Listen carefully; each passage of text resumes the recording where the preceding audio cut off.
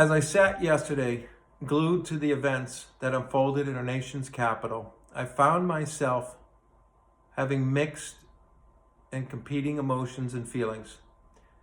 So I'm going to ramble on here for quite a bit. If you want, move on. But if you want, feel free to listen. The tens and tens of thousands of peaceful protesters that were at the rally in D.C. yesterday on January 6th were there because they feel that the past election was rife with fraud and that the election was stolen. I ask you to please understand that we feel this way not because President Trump is saying the election was stolen. It's because we watched the legislative hearings that happened in some of the swing states. We listened to the whistleblowers who testified at these hearings about the fraud that they witnessed firsthand. They also signed sworn affidavits swearing to the accuracy of their testimony, signing affidavits that if proven false, it carries a false of perjury with a penalty that could include up to 5 years in prison. These were not anonymous whistleblowers hiding behind a wall of protection. These were American patriots. In Georgia, after the poll watchers were told to leave in one of the counties because of a broken water pipe, we saw a video of 4 suitcases being pulled from underneath a table. They were stuffed with ballots. These were after the poll watchers were asked to leave. These ballots were then taken out of the suitcases and processed through the counting machines, sometimes 2 or 3 times. This is all on video. It's indisputable, and we saw it firsthand. In Detroit, in another county, during the middle of the night, after everyone was told to go home because we're no longer counting, there was a ballot dump of 40,000 ballots. Every single one of those ballots had just one vote on them for President of the United States. No down ballot votes whatsoever. And every single one of those ballots was for Joe Biden. That is just statistically impossible. This is just one of the many examples of ballot dumps in many of the swing states in the middle of the night. We watched in many states as Republican poll watchers were not allowed in the rooms as the votes were being counted. Democratic poll watchers taped cardboard boxes, pizza boxes, big pieces of cardboard paper over the windows so the Republican poll watchers couldn't see what was happening in the rooms. If they were allowed in the room, they were not allowed close enough to view the signatures on the ballots. If there was no fraud occurring, why did all this happen? Why were they kept out of the room? No sensible and logical person out there can legitimately say that something fishy and fraudulent was not happening. We watched in complete amazement as just weeks before the election, state judiciaries and attorneys generals unilaterally changed state election laws when the United States Constitution is extremely explicit that the state legislatures set the day, time, and manner of the presidential election. This is just one of the very few times that the state legislature is mentioned in the Constitution. The reason this was done is because they want the state legislatures to set those parameters, not one single person in the state judiciary. This was a complete and gross violation of the United States Constitution. We also recently just found out that were approximately 206,000 more ballots counted in Pennsylvania than actual people who voted. That is undisputable, and that should be investigated. People on the left have said the courts have ruled against every single case that has been presented. That's inaccurate. Not a single court in the country had the courage to even allow evidence to be presented or heard. They wouldn't even allow the cases to move forward in the courts. Why? because they were afraid of the backlash on the left if the facts were to be presented. They were afraid that there would be massive riots all over the country if the electoral votes were pulled back from Biden due to massive voter fraud. So in short, they are deathly afraid of the radical left in this country. Why not? Why not have an investigation?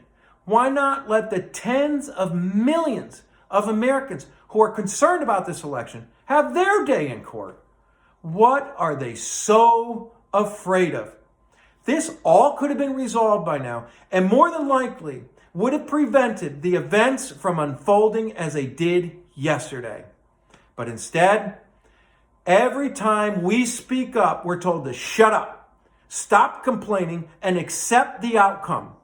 We are excoriated and belittled by the media and leaders on the left, and social media is violating our First Amendment by banning our content and suspending or canceling our accounts altogether. I've even heard over the past couple of months, including yesterday, that this election was the most secure election in modern history. Now, if you believe that, you are just not paying attention to the facts. We are told that our concerns are baseless and ridiculous. These are the same people that for 4.5 years beat into our heads that Donald Trump was not legitimately elected. Before President Trump even took the oath of office, the left was screaming for impeachment, yelling that that election was rife with fraud. Hillary Clinton, she never accepted defeat. She did concede. But even as late as the summer of 2019, while she was doing her book tour, she was doing an interview. I think it was with Barbara Walters. I could have the wrong person. But in an interview, Hillary Clinton said in 2019, Donald Trump knows he is not a legitimate president. He knows he was not legitimately elected, that he colluded with Russia. This was in 2019. She's still saying he was illegitimate. We watched for almost 2 years as special counsel Robert Mueller and his team of Democratic leaders investigated possible collusion and ties between the Trump presidential campaign and Russia. This was an investigation of which we all know was actually a massive constitutional crisis in itself, because it was based on a phony dossier which was created by a foreign actor hired by the Clinton presidential campaign and the Democratic Congressional Campaign Committee. Crossfire Hurricane was a code name set up by senior members of our intelligence communities, including the CIA, the FBI, the Director of National Intelligence, as well as senior members of the Obama administration, including President Obama and Vice President Joe Biden. The purpose behind this initiative was to manipulate the minds of the electorate and overthrow a democratically elected president. In basic terms, it was an attempted coup. That, my friends, was not a smooth and peaceful transition of power. After nearly 2 years and $40 million of taxpayers' money, the conclusion of the investigation was no evidence at all of any collusion. We watched a democratically controlled House of Representatives impeach the President of the United States over a phone call with the President of Ukraine. This was all done based off of a complaint filed by one single anonymous whistleblower. During most of 2020, we saw city after city after city being savagely attacked by protesters on the left. Small businesses were burned to the ground. These were businesses that were owned by members of their own community. All of their capital and life savings were tied into these businesses, lost. We watched as windows were smashed. Rioters ran out of these stores with their arms full of items. We watched as the police in our country were being targeted and even killed. We listened to senior Democratic leaders, including congressional and Democratic and presidential candidates, and call for the abolishment of our law enforcement community. We watched citizens being brutally and viciously attacked and savagely beaten by these protesters during these riots. We watched as Mark and Patricia McCloskey, homeowners in St. Louis, Missouri, being charged with felonies, weapons charges for standing their ground and defending their property and their lives, as rioters smashed their gates, trespassed on their lawn, and threatened to kill them. Not a single shot was fired. Nobody was injured. But the McCloskeys were charged with a felony.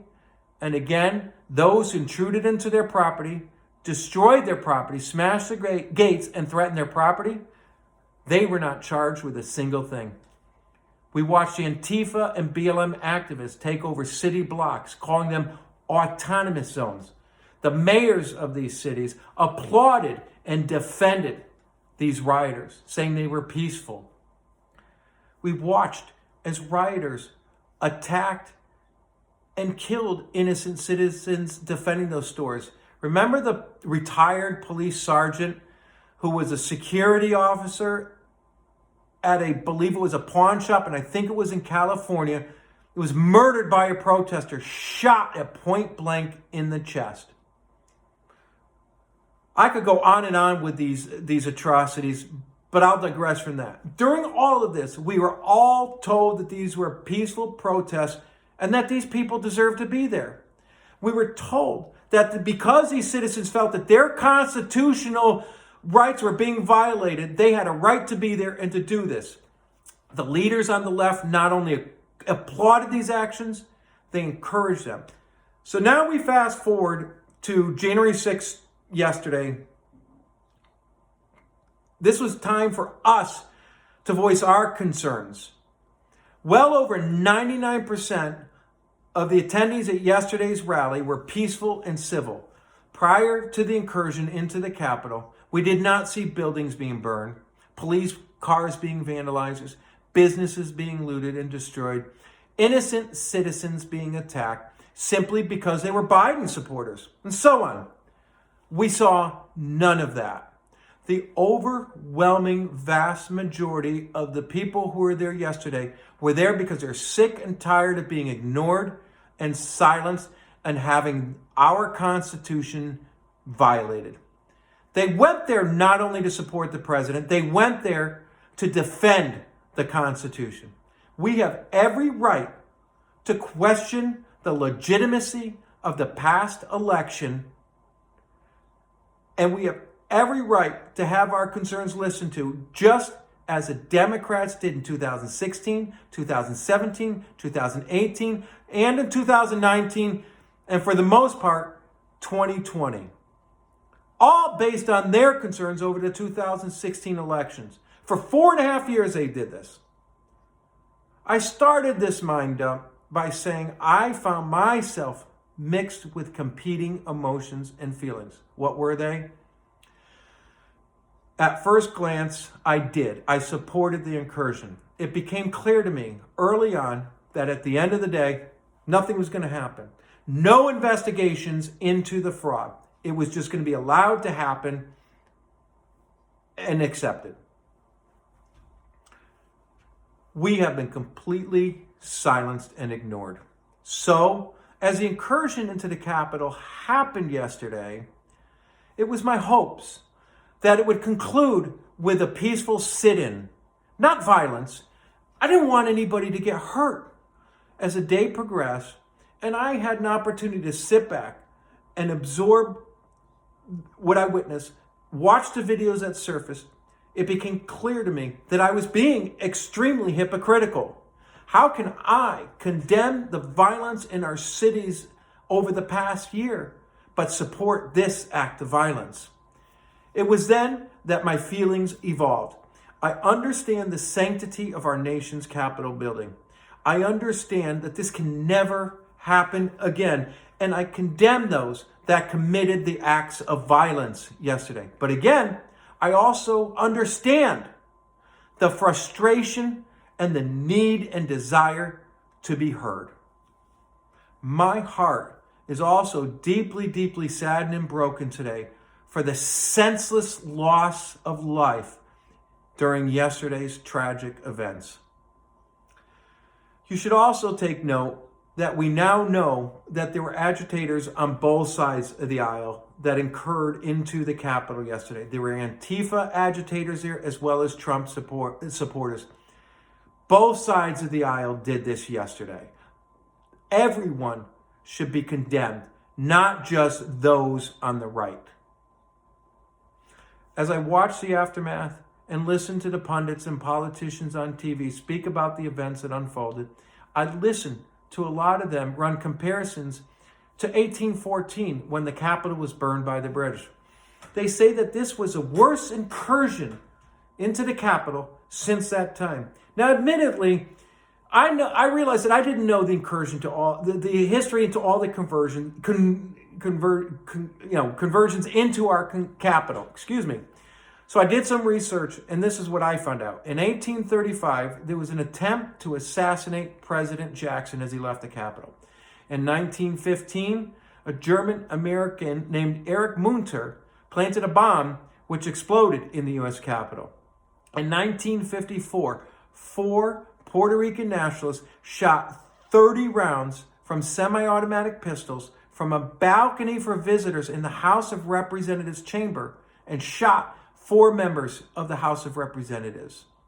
In 1971, the Weather Underground claimed responsibility for a bombing at the Capitol building.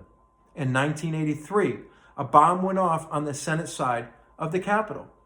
In 1998, 2 gunmen shot 2 Capitol police officers.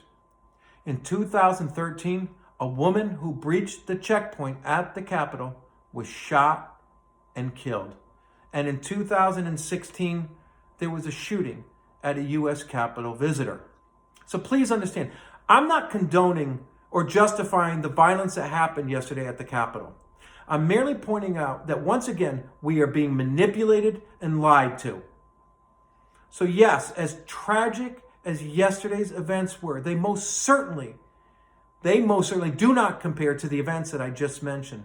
But once again, the vast majority of the media, as well as your Democratic leaders, want you to believe that this was the worst thing to happen at the Capitol since 1814.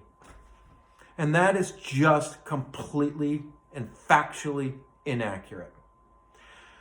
One of my very dear friends wrote me a message on Facebook in response to a post that I put up. It was actually the video of Donald Trump telling the protesters to leave, to go home peacefully. He said, and I quote, "What happened today was an obstruction of the sacred democratic process. The Electoral College is the only way Republicans have won in the past 20 years, and these idiots are trying to poison the whole thing." End quote. One of his contacts on Facebook actually gave a great reply, and it was, and I quote, "My dear, you are starting the story halfway. The sacred democratic process was already obstructed in November, but you did not mind then as it suited your narrative. Trump out of the way." End quote. I could not have said it any better than that. That statement goes to the heart of the problems we face in the country today. It was okay to violate our Constitution in the election, but it's not okay for citizens to challenge those violations of the Constitution. I'm going to end by saying that all sides need to take responsibility for what led up to what happened yesterday. For me, this is not about whether I do or do not support President Trump. This is about making sure we secure the sanctity of our elections and protect the Constitution of the United States of America. Because folks, if we lose that, we've lost our country. I wish everyone a very blessed and peaceful day, and may God bless the United States of America.